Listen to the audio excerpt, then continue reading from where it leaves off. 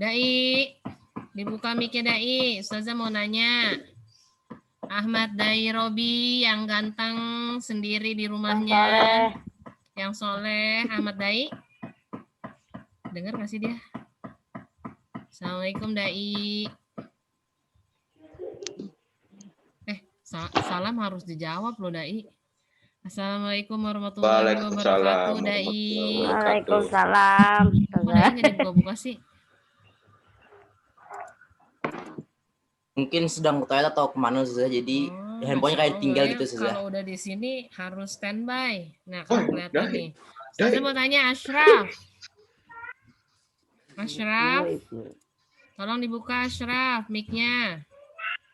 Mah ada nggak sinyal saya. Ada aja nih kalian. Rafa. Buka Rafa mic-nya. Oke. Rafa, Ustazah mau tanya dong, persuasi itu apa?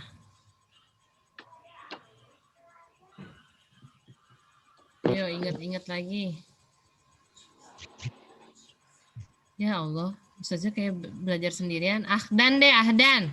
Assalamualaikum Ahdan. Teks yang dalamnya berisi ajakan. Tak dulu Apip, bukan Apip yang ditanya, temen dulu. Yo Ahdan. Tahu Apip. Persuasif apa Dan? Yuk. Masih inget dah Dan? Dicatat nggak nih? Pada nyatet nggak? Ada bukunya disiapin.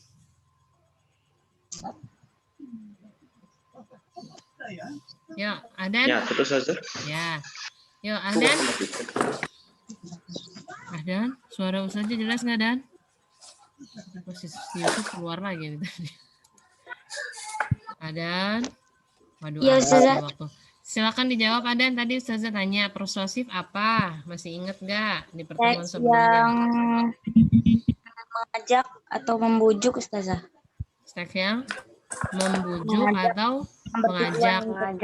Iya, betul. Ada lagi yang mau menambahkan?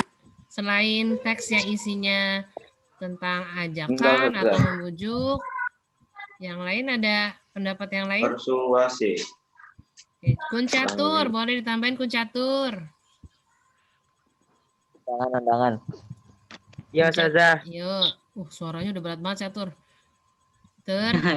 Yuk, tambahin, Tur. Ya, persuasif, Ustazah. Ya, persuasif. Apalagi yang diingat? Yang ingat ciri-cirinya. Ya, apa aja ciri-cirinya? Ciri-cirinya mengandung ajakan. Yang kedua, mengandung kalimat yang berisi alasan yang disertai data maupun fakta. Yang ketiga, memiliki kata-kata ajakan yang baik. Siap, baik. Alhamdulillah. Beri reaksi dulu. Yeay. Oke. Nah, untuk hari ini saja share screen dulu ya. Sekalian mengingat lagi yang lalu-lalu. Kalau kenangan buruk atau mantan nggak boleh siapa yang punya mantan? Ayo. Salah deh, nggak boleh ya. Kenangan boleh dikenang yang baik-baiknya. Nah, ini materi yang sebelumnya harus kita kenang dulu ya. Kita kenang lagi. Oke, persuasi. Hilang? Muncul nggak? Udah sekarang? Udah Ustazah. Baik. Nah, sekarang tim persuasi persuasi transparan. Nah, ini di pertemuan kemarin sebelum PTS kita di 3.14 menelaah struktur dan kebahasaan. Strukturnya masih ingat nggak ada apa aja strukturnya? Strukturnya, ayo. Ada berapa? Ada 4 Ustazah. 4. Apa aja? Apa aja, Fadil? Menelaah struktur. Dan pertimbangan. Isu rangkaian argumen. Lagi, Fadil apa aja, Fadil? Terus saja. Lagi jenis-jenis saja. Jenis-jenis apa? strukturnya Pengenalan dulu. isu. Oh, struktur. Pengenalan Isu, rangkaian argumen, pernyataan ajakan, penegasan kembali. Penegasan dan penegasan kembali. Oke, nah untuk pertemuan kali ini kita di titik 4.14.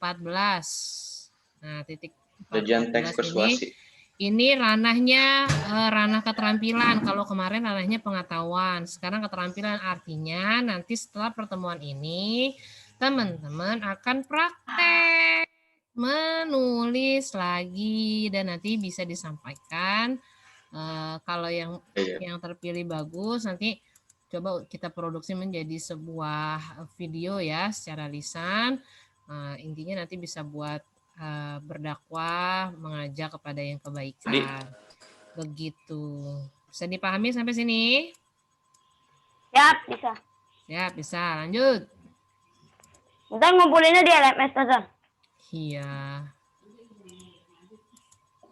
Oke, tujuan pelajarannya itu ya. Yang ini belajar menyajikan isi teks persuasi, saran arahan, dan pertimbangan secara tertulis atau lisan nantinya. Nah, ini Ustazah ingat-ingat lagi nih. Ingetin lagi ke kalian yang mau dicatat. Bentar. Boleh. Ntar waktunya habis ya. Di screenshot aja dulu dah. Ntar dipindahin di buku. Sudah screenshot. Ya. Sudah. Teks persuasi merupakan sebuah teks yang bertujuan untuk mengajak. Tadi ya seperti teman yang bilang tadi. Mengajak, menyuruh, membujuk. Kalau laki-laki senangannya merayu ya. Maksudnya gitu. Kebalik. Merayu. Ya kan, merayu ya. Gitu. Pembacanya untuk melakukan sesuatu sesuai dengan apa yang ditulis oleh penulis. Gitu. Tujuannya teks persuasi. Kalau teks berita yang udah kita pelajari untuk apa kemarin? Tujuannya coba. Sambil ingat-ingat lagi. Menyampaikan info terbaru. Ya, betul. Info terbaru tentang apa? Ini kemarin tadi yang kamu bilang Ustazah lagi ada demokrasi ya, bukan demokrasi tapi demonstrasi. Itu jaki saja. Nah, berarti demonstrasi itu apa? DPR saja. Suatu kejadian atau konflik. peristiwa. Konflik. Kalau teks berita menyajikan informasi suatu hal atau kejadian atau peristiwa yang paling terkini gitu. Teks apa lagi udah kita pelajari selain teks berita? Persuasi, berita, fake. Itu teks apa tuh namanya? Teks eksplanasi tujuannya untuk apa? Itu apa tuh namanya? Ayo buka-buka deh langsung. Memberikan pemahaman yang sejelas-jelasnya tujuannya. Apa? Tujuannya, Pip? Tujuannya memberikan pemahaman penjelasan secara fakta. Dengan memaparkan terjadinya sesuatu atau terjadinya sesuatu atau peristiwa, terbentuknya dan sebagainya. Yang ketiga yang kita udah pelajari apa? Sebelum teks persuasi juga ada teks yang untuk promosi apa tuh? Iklan. Membujuk juga tuh ya. Tapi beda sama ini persuasi. Bedanya apa nanti? Iklan juga tujuannya membujuk, merayu, mengajak, ya kan pembacanya untuk menggunakan, membeli suatu produk. Terus nanti bedanya apa? Teks persuasi yang kita pelajari saat ini dengan teks yang iklan yang ada di iklan persuasinya. Gitu. Nah, kita lihat lagi, kita buka-buka lagi materi sebelumnya. Nah, ini unsur-unsurnya yang kemarin. Ada argumentasi, ya unsur atau ciri-cirinya tadi ada fakta, ada ajakan, ya. Nah, itu disebut dengan teks persuasi. Boleh, di screenshot aja. Nanti pindahin di buku catatan. Sekarang catatannya screenshot gitu ya. Iya. Efisiensi waktu. Gampang saja. Oke, nah dilihat lagi, asal dibaca aja nanti ya. Struktur teks persuasif. Apa aja strukturnya tadi? Benar kata kalian, ada pengenalan isu, rangkaian argumen, pernyataan ajakan, penegasan kembali. Nah, pengenalan isu isinya tentang apa?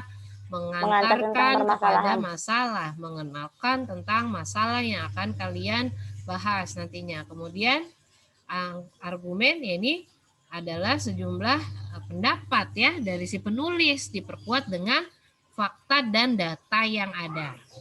Nah, selanjutnya apa? Ada pernyataan ajakan di situ. Ya. Ya, pasti di situ ada kalimat-kalimat yang menyatakan ajakan, mari dan sebagainya. Kemudian di sini ada penegasan kembali. Dengan biasanya ada kata kuncinya, demikianlah, seperti menyimpulkan gitu ya. Demikianlah, oleh karena itu, ya, dengan demikian dan sebagainya. Jadi paragraf seperti paragraf menyimpulkan, tapi menguatkan tadi di rangkaian argumen dan pernyataan ajakan. Nanti kita lihat contohnya ya. Sampai sini bisa dipahami, bisa diikuti, atau ada yang mau ditanyakan? Nah, udah lanjut. Nah, ini kaidah-kaidah kebahasannya. Saat kalian menuliskan teks persuasi, wajib hukumnya menggunakan pendapat atau argumen. Ya. Kemudian ada kata-kata teknisnya nanti terkait dengan tema yang diangkat ya. Kemudian wajib juga ada fakta dan data. Ada konjungsi kausalitas atau kata hubung sebab akibat. Ya. Karena ini sebabnya ini dan sebagainya. Kata kerja mental, kemudian ada kata perujukan, pengganti gitu ya. Kalau di bahasa Inggris misalnya pengganti pertama kata ganti orang misalnya. Aku misalkan Afif atau Fajri atau Zaki menulis surat untuk ibunya misalnya. Kemudian iya, nah iya itu merujuk kepada Zaki, itu kata perujukan atau kata ganti. Gitu ya. Atau ada juga kalimat bujukan atau ajakan tentunya. Ini kaidah ada berapa nih?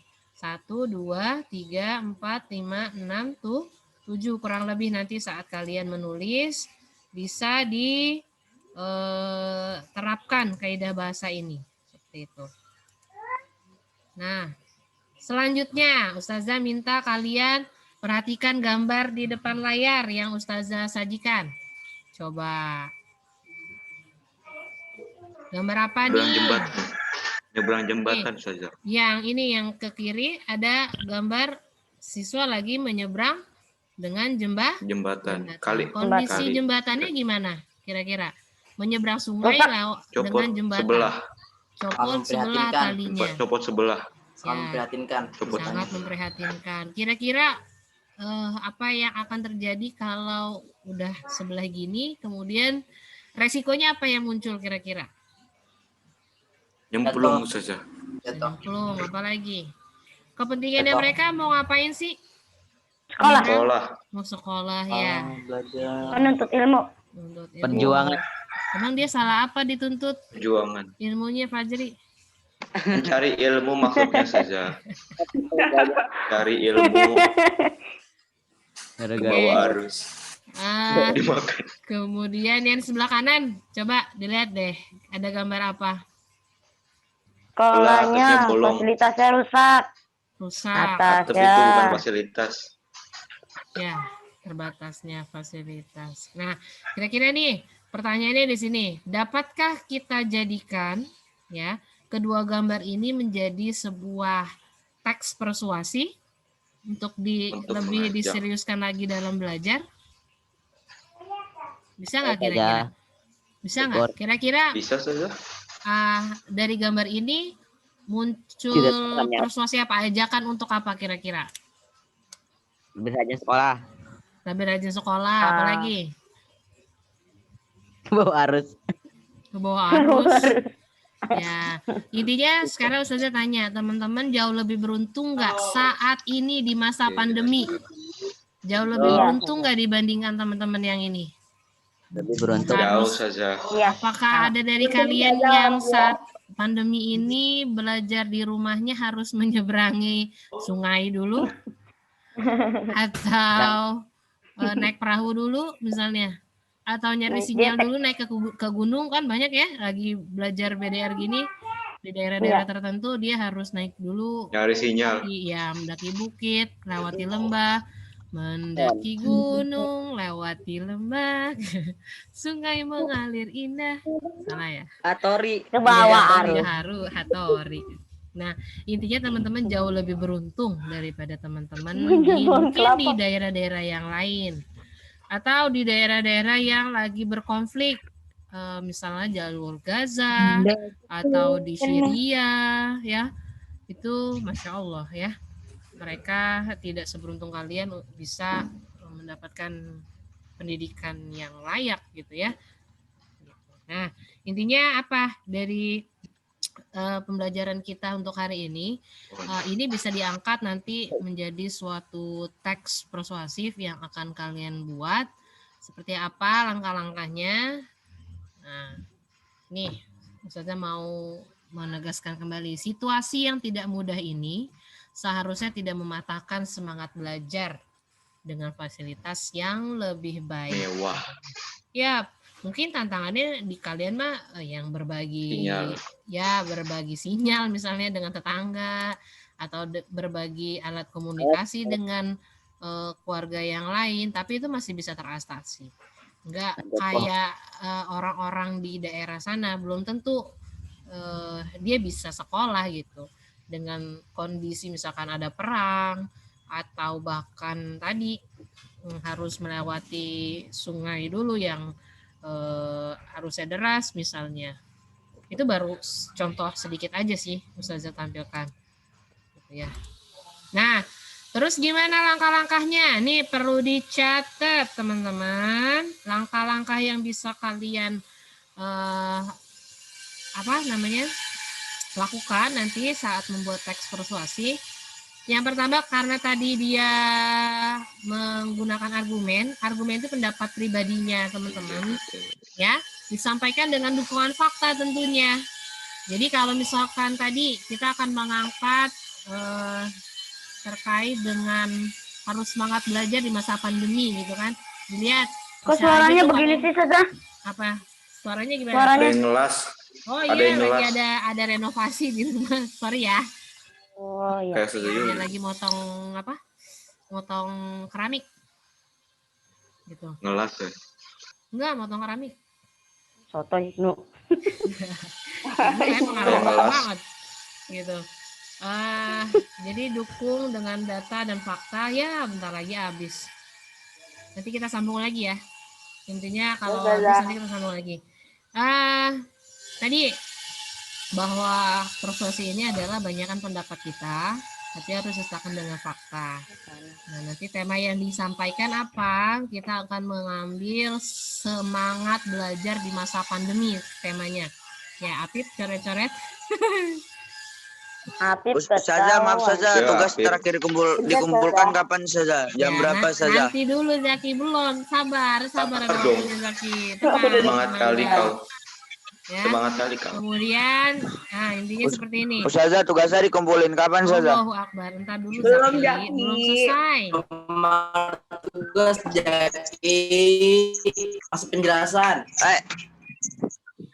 Sari saja, sari. Sekarang Biasa, coba mungkin saya dibaca lelah dulu. saja. Coba dibaca dulu nih. Contoh teks persuasi yang ada di sini. Nanti kita untuk bekal kalian menyusun teks persuasinya. Coba. Tentang apa coba? Isinya tentang apa? Orang dewasa. 2 menit cukup ya, Ustazah kasih waktu ya sakit. untuk baca naskah seuprit ini.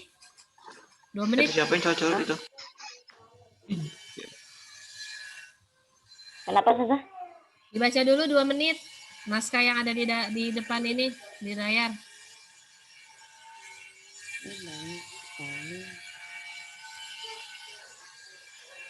Isinya tentang apa?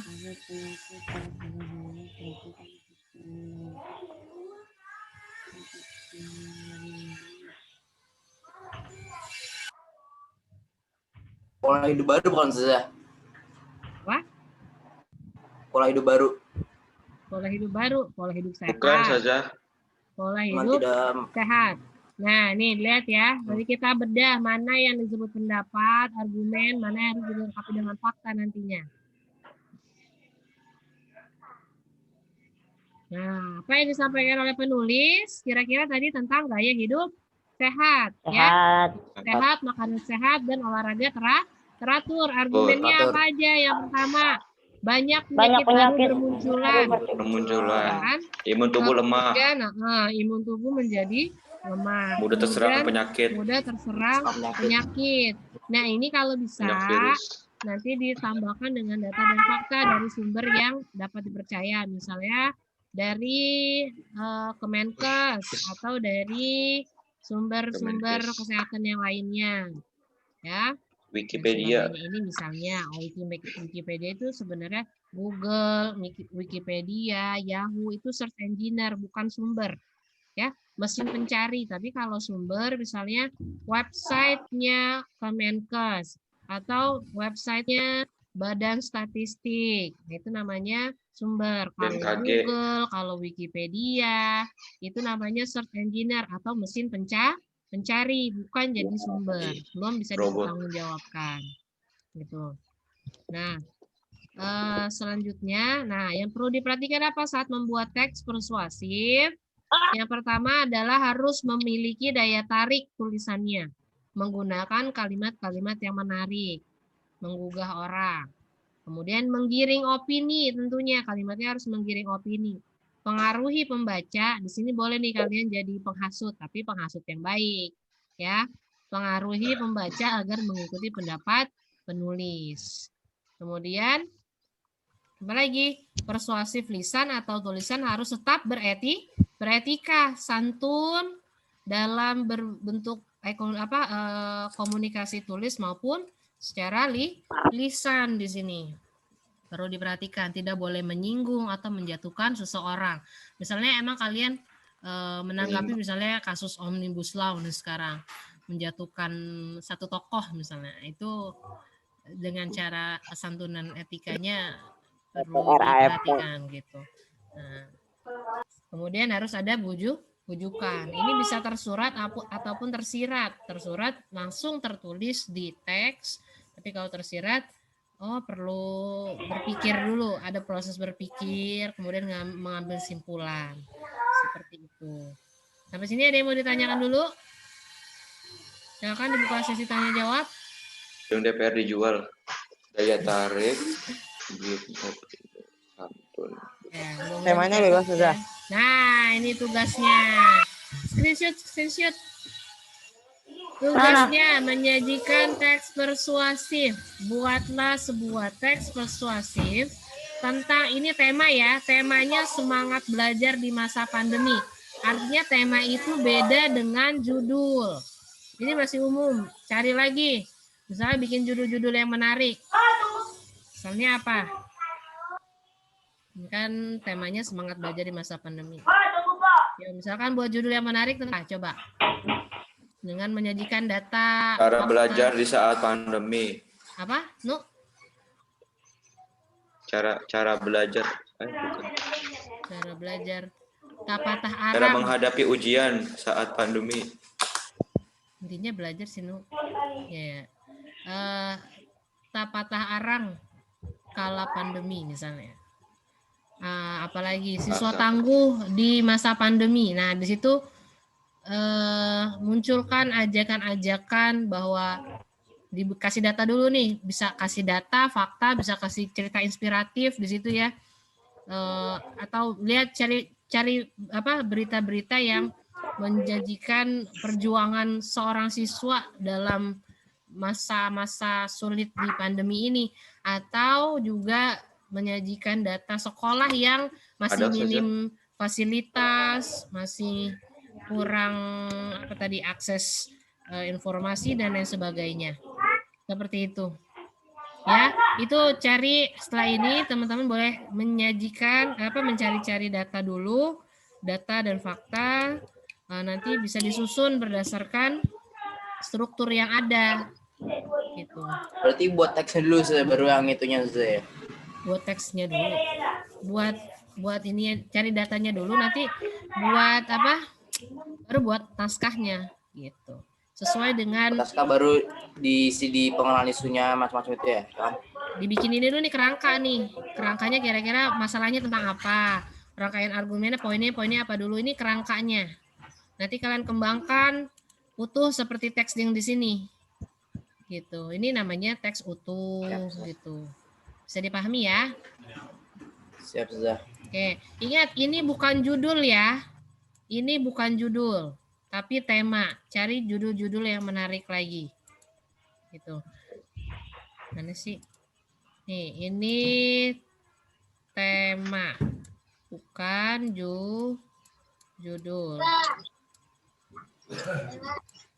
Tema. Nanti disulis dulu. Pengenalan isunya. Tentang apa misalnya isunya ya? Isunya tentang tantangan dalam belajar di rumah misalnya. Tantangan itu isunya. Berarti apa? Argumennya, tantangannya apa aja nih? Dijabarin 1, 2, 3 menurut kalian. Gitu. Nah, di sini ajakan, teman-teman walaupun banyak tantangan harus semangat gitu di sini. Bapak semua kembali. Kenapa kita harus semangat di situ? Karena boleh? Boleh. Bisa dipahami sampai sini? Kapan Ustazah? Nah, dikumpulinnya kapan? Kapan bisanya? Senin. Sabtu. Sabtu kan Minggu. Pekan depan. Sabtu ambil rapot. Sabtu ambil rapot. Hari ini Jangan Minggu paling baru ditunda-tunda. ngerjain. Ini kalau kalian sekarang bisa ngerjain, ya pada zuhur, pada jumatan udah bisa langsung ngerjain ya, misalnya. Atau habis ini kalian Iya, cari habis data-data Jumatan dulu. saja. Ya boleh nanti lanjutin lagi habis jumatan. Intinya Sore kalau bisa Kumpulinnya kapan hari ini, saja? kalau bisa hari ini sore. Difoto, Ngelamat ya kan Ustaz? ditulis sore. Yang Ahwat juga gitu kok. Udah pada ngumpulin. Paling lambat sore ini. Sehari jadi. Gak usah panjang-panjang. Ya Allah. Gak usah panjang-panjang. Singkat padat jelas. Tapi harus mencangkup nih. Misalnya contohnya kayak ini nih. Kok saya nggak bisa sih? Nah, misalnya ini aja ambil, kasih judul. Misalnya gimana. Intinya tadi mencangkup semua strukturnya ada. Ada pengenalan isu. Ada rangkaian argumen. Ada apa tadi? Yang ketiga? Sudah ketemu. Ada pernyataan ajakan, ada penegasan kembali, seperti itu. Ya, ditulis di buku ataupun mau diketik boleh. Kalau yang tulis di buku jangan pakai pensil, nanti ustazah nggak bisa baca. Ya, tulisannya yang rapi, pakai pulpen.